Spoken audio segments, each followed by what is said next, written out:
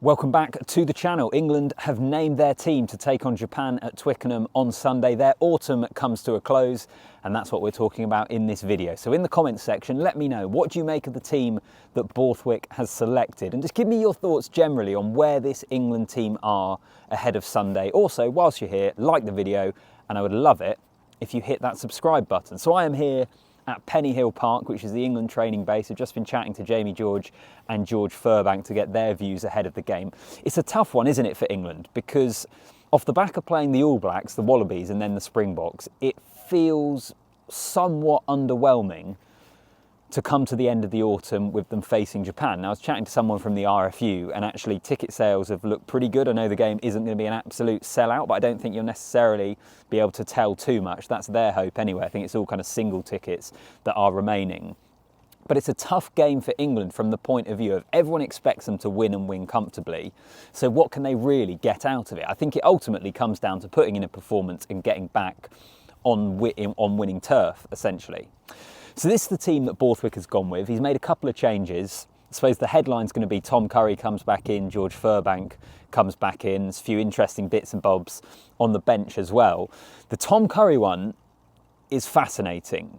And I would imagine, and a lot of the journos are still inside on their laptops typing up and kind of giving their views. I think from a news point of view, that's going to be the headline from this team news. Tom Curry comes straight back in a couple of weeks after he was knocked out, had a head injury against the Wallabies.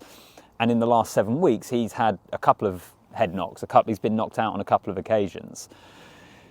Now, England will say they've got top quality medical staff. He has gone through the return to play protocol. He has passed every step that he needs to, and therefore he can play again. I think it will sit uncomfortably with a lot of fans and a lot of people that he comes straight back in. Why do you need to throw him back in for this game against Japan, a Japan team that England should be beating?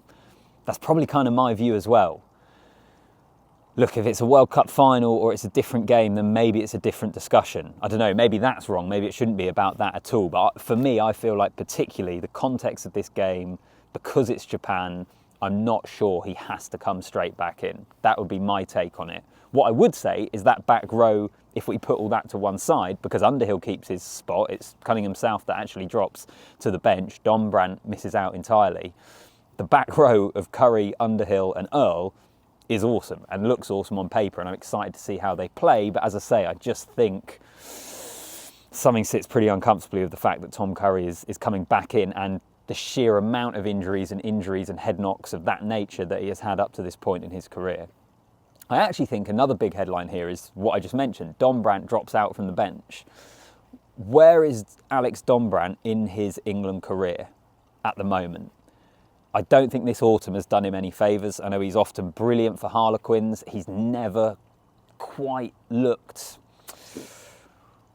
What's the word? He's never quite looked, I think, like an international. It hasn't necessarily looked like an environment that he's slotted into. I wonder what his kind of future is within this England setup. I think it's quite telling that he is the guy that has dropped out entirely here. So that's certainly something to keep an eye on.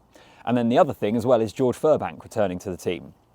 Missed out last week for the aerial abilities of a Freddie Stewart.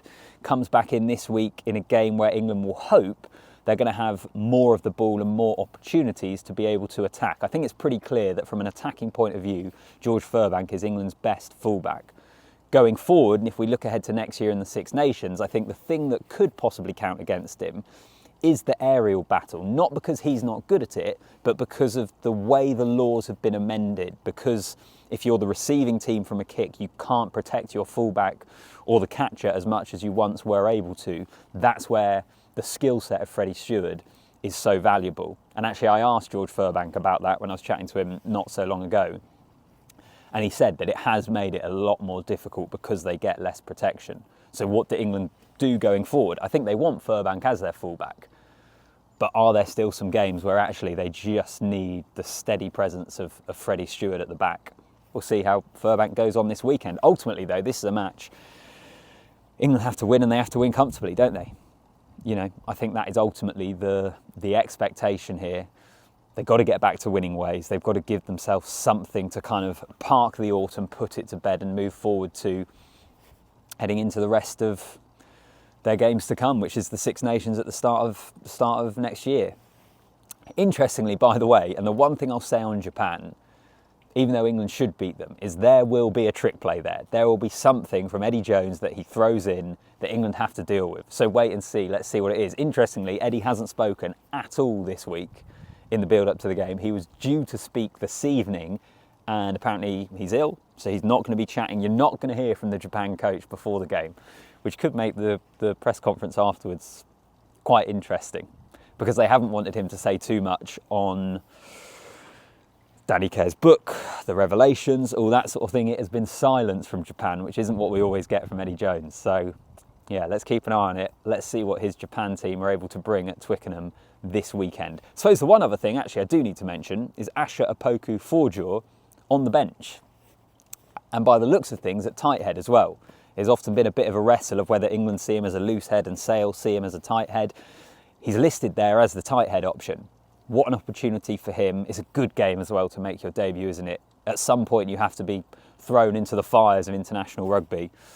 And again, just to reference back actually to having a chat with George Fullback, you might remember his debut came at the start of the 2026 Nations away to France. Brutal, tough game. It was right at the start really of when it kind of became DuPont's team, and you had Untermack and Aldreet and Olivon, and you know, when that team were really, really strong, and it was a really tough debut for him. It's a much nicer conditions for Opoku-Forjaw to make his debut, but he is a guy that there is a lot of expectation on him to improve England's fortunes in the front row. He is one of those players that the RFU are looking at, England are hoping is going to be a real talent, a generational talent.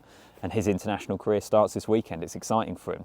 Let me know what you make of it then. It's a tough old game this, I'll be honest with you. Because it just can't be as exciting. It's always going to feel underwhelming when we've had the All Blacks, we've had the Wallabies, we've had the Springboks coming into town, and then it's Japan. And Japan are an entertaining team. They will look to move the ball. They will look to offload it. It's going to be a different sort of challenge that England have to be able to front up against. But I don't think it's going to quite engage people and excite people in the same way the last 3 weeks have. So you let me know what you make of it. Don't forget also like the video and hit that subscribe button. Make sure you are subscribed to the channel. I'll see you in the next one.